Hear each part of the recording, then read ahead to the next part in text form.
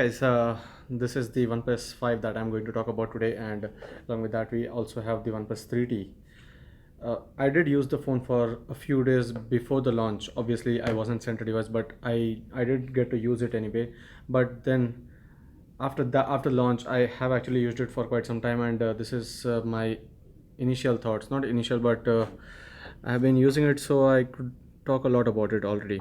So this is the OnePlus 5, the dual lens rear camera. A lot to talk about the phone actually. Hey Rohit, hi. So initially this quick comparison will be about the design itself. Which one would you like to prefer? For me, I feel that the OnePlus 5 is better to hold in the hand. I'm not one of those who would see if the phone is having a design that is inspired or copied from some other brand, because in the end it has to feel good in the hand. The OnePlus 3T is not bad at all. It was a very good phone. It is a very good phone to hold, but in the end it's better to hold on the OnePlus 5. The corners, the curvy edges, it's also good on this one. And also the look is so neat. The antenna bands that were looking very prominent here are pushed up to the top. Hi Sajid, hi Kiran, Divaksh, thank you. Hey Krunal, yes, Krunal, the OnePlus 5 looks actually better. It feels better, but with the design, I know it's a very subjective thing. I've seen people complaining about the inspired design. I've seen people saying that it's not a good phone in the end because they won't be able to use a phone that is inspired from iPhone, obviously. But then look at how good it is. Next, the performance. Snapdragon 835 is a good chipset, totally agreed. But is the 821 so bad? Because the price here is only 3000 in difference. And it's Snapdragon 821 on this, it's Snapdragon 835 on this one. There are a few differences with this. First is the clock speed, obviously, then the number of cores. But would you use a phone and keep using it around, showing it around, saying that okay, my phone has these many cores and this is the clock speed of it? No, obviously, right. It is going to be about the performance in the end. For me, yes, it is a very perfectly performing phone here, and the 3T also wasn't a bad one at all. Here it's 6 GB of RAM and 6 GB of RAM on this, but OnePlus has given an option of having 8 GB of RAM. On a serious note, I don't think 8 GB of RAM would be ever useful in the current time. I know in the coming days the apps would be getting bigger. The OS itself would take a lot of load all the time. But right now, why do you need 8 GB of RAM? Because when you can offer doesn't mean you have to offer it.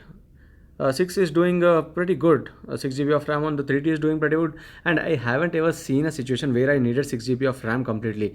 I'm using S8, the Galaxy S8, which is being used right now to do this live video. It has 4 GB of RAM, and I ever haven't found any issue with the RAM on that as well. So 6 GB is enough. So even though I'm using an 8 GB unit, I have seen the 6 GB one. It's a bit different with the color. This is even more darker than that. That is the slate variant. This is the charcoal variant. So uh, the 6 GB was also good enough. So we'll compare this basically with that variant, which is priced at rupees 33,000, not the 38,000 rupee one. One major factor here was with the cameras. Single versus dual. A dual one, to give you an example of one more device, this is the Honor 8 Pro, and this is rather a perfect usage of the dual lens camera for me, at least, because it has one color and one monochrome camera. But here it's not that. It is one is a normal camera, one is the focus or the zoom camera. It is going to have a 1.6x optical zoom, and that is even more further made to 2x zoom with the software optimization. But is the camera so good? I did take a lot of pictures together. I'll put up a separate video of that anyway. I'll show you how the difference between the two cameras is. For me, the OnePlus 5 wasn't the best camera all the time, because in some conditions I did see that it gets to bit more warmer than what it should have been. And when comparing the two phones together, the camera samples together, I felt the OnePlus 3T didn't do such a bad job at all. Of course, with the dual lens camera, you can see that the portrait mode works pretty fine here. You won't find that portrait mode at all in the OnePlus 3T. And also the zoom does help a few times. Zoom is not bad, and it does help. It's a very useful addition to the cameras, but then it's not always a requirement that you need it. In that case, I would say that the Honor 8 Pro, the Honor 8, or the Huawei P9, whichever the cameras from Huawei were, they were a better implementation because of the color and the monochrome mode, where I could actually take some very good monochrome shots and also see a better color optimization and a very good color output on the photos captured using these phones. Here it's not that thing. Here it's about only the zoom and the portrait mode. So the camera wise, I can say that it's not a lot different. In some conditions, the OnePlus 5 was better. In some conditions, the OnePlus 3T was better. And you might not have noticed this, but there's no optical image stabilization in the OnePlus 5. There is optical image stabilization in the OnePlus 3T. That is one major factor that OnePlus did not easily let it out, but that is something you should know. LG dual camera implementation is better. Yeah, that way it is also better with the wide angle ones. Rohit says, which one will you choose, LG G6 or OP5 8GB? Very tough choice. I'll be still saying that I would go with OnePlus because I've seen OnePlus growing pretty well. LG has been doing quite decent, but the way LG is going ahead, I don't see a lot in the future from them. Even though they are one of the biggest brands when it comes to electronics, I don't see they have a very good future with smartphones. OnePlus has been growing well. They have been learning from their mistakes. They have been listening to the users' queries, and they have been taking the criticism and working based on that. OnePlus 3 should receive a price cut. You won't see that, I guess, because very soon I feel OnePlus 3 will anyway go out of the market. OnePlus 3T is going out of the Indian market by the end of the year, so you won't see them on sale very soon. So I don't see there'll be a price cut on those phones. The other things here, one is the interface. So there are a few differences with the features as well. On the interface part, I can show you that if you go into the settings and into the advanced settings on both the devices, one thing that we noticed was this gaming do not disturb mode, which is something new here. So that is something new, as well as the new feature that OnePlus did talk about was the reading mode. Reading mode is something that would optimize the display by itself when you are reading something. So this is that new feature which isn't there on the OnePlus 3T or the Oxygen OS version that is there on OnePlus 3T. Xiaomi had a chance, but they didn't launch Mi 6. That would have been quite a competition. I am sure that would have been, but Xiaomi usually doesn't work that way. They work based on the performance of their phones. They see if the market is actually requiring. Does the market need a good flagship right now? So that is how Xiaomi does that. Honor 8 Pro versus OnePlus 5 camera comparison. That would come up very soon. I did love the cameras on both the phones, and for me, the Honor 8 Pro honestly is a better one when it comes to the cameras. So I'm sure you'll also like it. I'll do a very good comparison of the two cameras, and you'll be seeing that very soon on the channel. So the other thing, the battery. Many did complain that okay, the OnePlus 5 now has a lesser battery capacity. How did OnePlus do that? Why did OnePlus do that? Because this phone had a 3400 mAh battery, while the OnePlus 5 comes with a 3300 mAh battery. Not a big difference, but still, people get a point to talk about it. But in the end, I did use two phones together, and I've seen that the OnePlus 5 doesn't have a bad battery life at all. It's almost the same now, because the Snapdragon 835 on this is better optimized to not drain the battery so easily. And on standby, this has a very great battery usage. So in that way, I still feel that even though the battery capacity is lesser, numbers don't matter here, because the OnePlus 5 does a very good job with the battery life. Honor 8 is available at 18K. How's that for a deal? That's a very good deal, because Honor 8 still has one of the best cameras when it comes to those mid-range pricing. It's about 20,000. When it was launched, it was around 30,000, and now Honor 8 is for 18,000. So it's surely a very great deal. If the Honor 8 Pro will launch at almost the same price tag of OP5, then which phone will you prefer to buy? Another very tough choice, I would say, because OnePlus 5 is a great phone, and people do still buy phones based on what it offers on the spec sheet.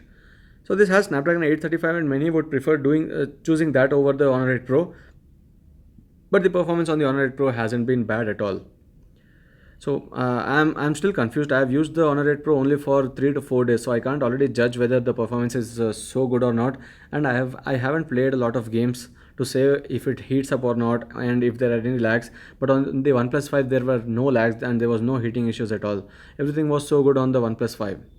So in that way, I would surely say that for now my thoughts would be to stick with the OnePlus 5, but then that could change in the coming days if I keep using the Honor 8 Pro and then start liking it.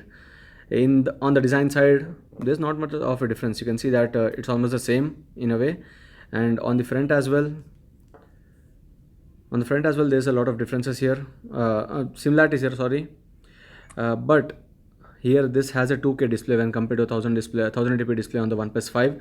Also, when we talk of the RAM and storage, I'm comparing this, as I told you, I'm comparing this with the 6 GB RAM variant of the OnePlus 5. So it has 64 GB storage, but on this there's 6 GB RAM and 128 GB storage. Will Honor 8 Pro be launched at 27 to 30,000? I don't think so. I feel it should be touching around 35,000, but I could go wrong.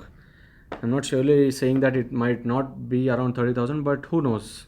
It could get it could be a surprise pricing. If that comes out at 30,000, I'm sure that will be a very good smartphone for that price. EMUI, how's that compared to the Oxygen OS? That is again something subjective. When we talk about the OS, that is similar to the design. It's based on how you like it.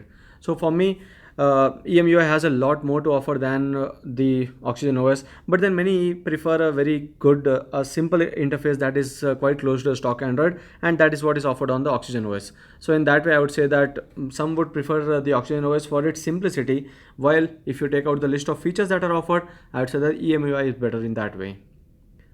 So this was all about the OnePlus 3T, the quick thoughts about the phone, and a couple of things that I didn't actually like here is the lack of OIS. As I said, there's no optical image stabilization, and placement of fingerprint scanner is better. That is another thing. I sometimes feel that the fingerprint scanner should have been on the front, so it's better to hold it this way.